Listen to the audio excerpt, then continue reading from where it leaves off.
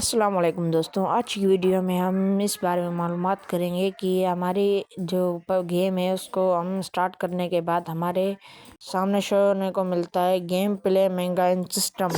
ये हमारे मोबाइल में क्यों आता है और किस लिए आता है, आज इस बारे में बात करेंगे।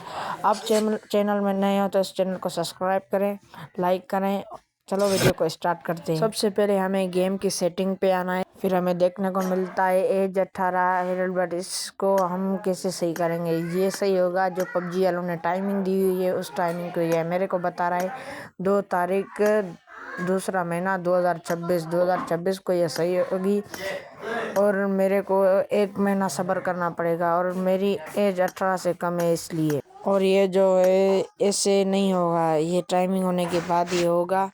फिर आप इसको यस कर सकते हैं। फिर सारा दिन आप 24 घंटे खेलोगे, आपके सामने ये नहीं आएगा। ओके दोस्तों, अल्लाह हाफिज़।